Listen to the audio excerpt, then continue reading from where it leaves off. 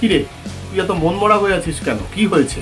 তখন বনশ্রীদি বললেন, আর বলবেন না, আমি আজকে না ঘরের চাবিটা হারিয়ে ফেলেছি।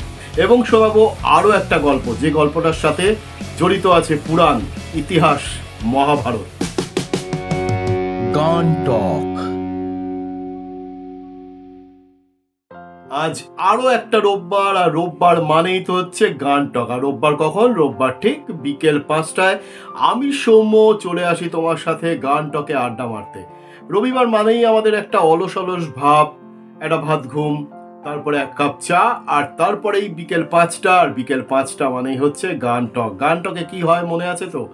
গান টকে হয় গানের বিভিন্ন গল্প, গান তৈরির গল্প, গানের সাথে যারা জড়িত, মানে যারা গায়ক গায়িকা, যারা সুরকার, মানে মিউজিক কম্পোজার যাদের বলা হয়, এবং গীতিকার যারা যারা লিরিসিস্ট, তাদের সবাইকে নিয়ে গল্প করি আমরা এই গান টকে।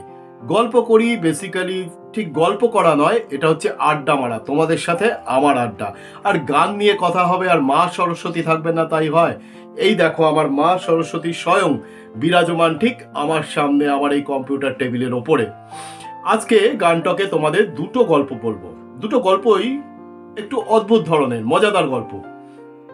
তাহলে প্রথম গল্পটায় চলে যাই। আজকে প্রথম গল্পটা একটু অন্যরকম, মানে একটা অদ্ভুত সিচুয়েশনে এই গানটা তৈরি হয়েছিল। আমরা সাধারণত কোনো জিনিস হারিয়ে গেলে কি বলি? কি কাণ্ড করলাম, এ মা, ও বাবা, ছি ছি।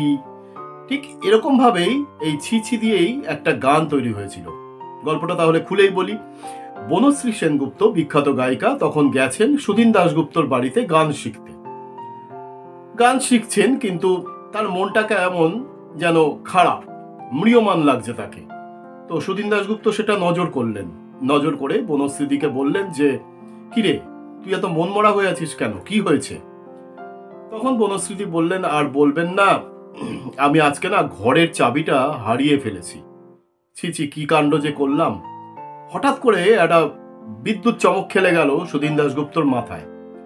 এই ছি ছি কি কাণ্ড করলাম, এইটা নিয়ে চট করে তিনি গানে 4টে লাইন লিখে ফেললেন, এবং গানের টেম্পোটা এবং সিচুয়েশনটাকে বজায় রেখে বাকি অংশটা লিখতে বললেন বরুণ বিশ্বাসকে।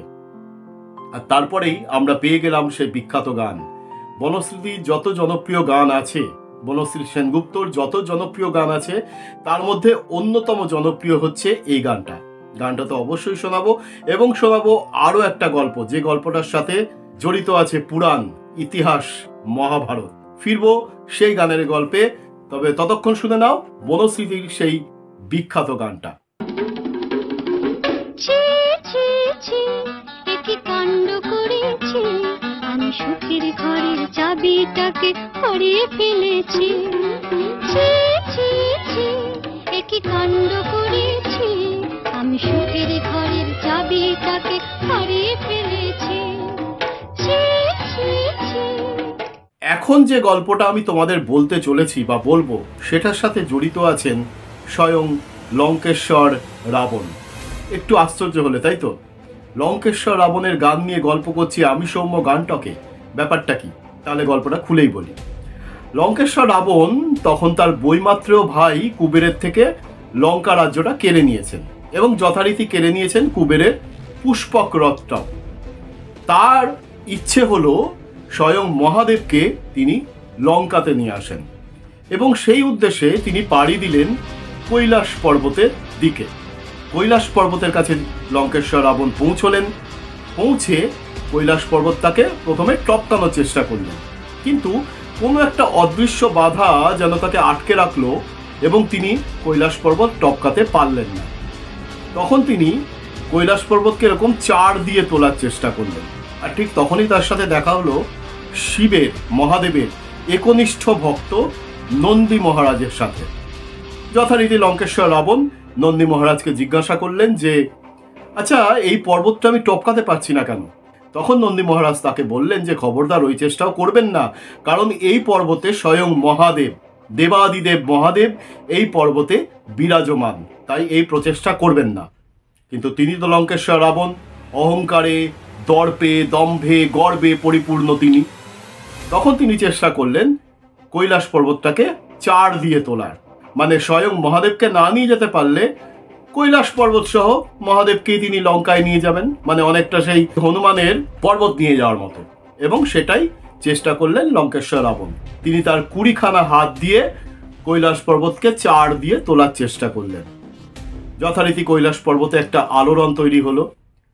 স্বয়ং পার্বতী বিচলিত হলেন এবং তিনি মহাদেবকে বললেন, দেখো তো কি কাণ্ড ঘটছে, পর্বতের আলোড়ন হচ্ছে কেন?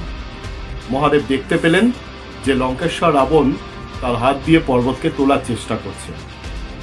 তখন দেবাদিদেব মহাদেব তার বাঁ পায়ের বুড়ো আঙুল দিয়ে পর্বতের উপরে একটা চাপ দিলেন এবং সেই চাপে তো ত্রাহি ত্রাহি রব, মানে অশেষ দুঃখ পেলেন, অশেষ কষ্ট পেলেন, অশেষ যন্ত্রণা পেলেন লঙ্কেশ্বর রাবণ। এবং তিনি পরিত্রাহী চিৎকার করে উঠলেন এবং শোনা যায় যে সেই যে তার আর্তনাদ, সেই যে তার চিৎকার, সেই যে তার রব, এবং এই রব থেকেই নাকি রাবণ নামের সৃষ্টি। এই নিয়েও অনেক বিতর্ক আছে কিভাবে রাবণ নামের সৃষ্টি হয়েছিল। যাই হোক, এই ঘটনা ঘটার পর রাবণ দেখলেন যে এ তো মহা বিপদ, মহা মুশকিলে পড়লাম, এবার মহাদেবকে তুষ্ট করা যায় কি করে? তখন তিনি মহাদেবের স্তুতি করা আরম্ভ করলেন, একটা স্তব গান রচিত করলেন। আর সেটাই হচ্ছে শিব তাণ্ডব স্তোত্র, যেটাকে আমরা শিব তাণ্ডব স্তোত্র নামে চিনি। সেইটাই হচ্ছে সেই গান। তবে এর একটা ভিন্ন মতও আছে। সেই মতটা হলো 1100 শতকে শ্রীলঙ্কাতে নাকি একজন কবি ছিলেন, তার নাম হচ্ছে লঙ্কেশ্বর। শোনা যায় এই শিব তাণ্ডব স্তোত্রটা তিনি নাকি রচনা করেছিলেন। অনেকেই লঙ্কেশ্বরের সঙ্গে সেই পুরাণকালের, সেই রামায়ণকালের, সেই লঙ্কার রাজা দশানন রাবণকে গুলিয়ে ফেলেন নাকি, আমি ঠিক জানি না। তবে এরকম গল্প প্রচলিত আছে, আর সেই গল্পটাই আজকে আমি তোমাদের বললাম। আর অবশ্যই তো শোনাবো শিব তাণ্ডব স্তোত্র, কিন্তু তার আগে দুটো কথা বলার আছে। একটা হচ্ছে কেমন লাগছে গানটক, অবশ্যই কিন্তু কমেন্ট করে আমাকে জানিও। আর ফোনটা তো হাতের কাছেই আছে, তাহলে একটা ছোট্ট কাজ করে ফেলো, এক্ষুনি সাবস্ক্রাইব করে ফেলো গানটক। আমি ফিরবো আবার পরের রোববার ঠিক বিকেল 5টায়। ততক্ষণ শুনতে থাকো শিব তাণ্ডব স্তোত্র। जटाओं से है जिनके जल प्रवाह, मात गंग का गले में जिनके सज रहा है हार विश्व जंग का। डमट डमट डमट डमरू कह रहा शिव शिवम, तरल अनल गगन पवन धरा धरा शिव शिवम। वे नंदनी के वंदनीय नंदनी स्वरूप है, वे 3 लोक के पिता स्वरूप एक रूप है। कृपालु ऐसे है कि चित्त जप रहा शिव शिवम, तरल अनल गगन पवन धरा धरा शिव शिवम। है नीलकंठ सौम्य नील पंकजा समान है, मनुष्य क्या वे देवता के दंड का विधान है। समक्ष उनके काल स्वयं भज रहा शिव शिवम, तरल अनल गगन पवन धरा धरा शिव शिवम।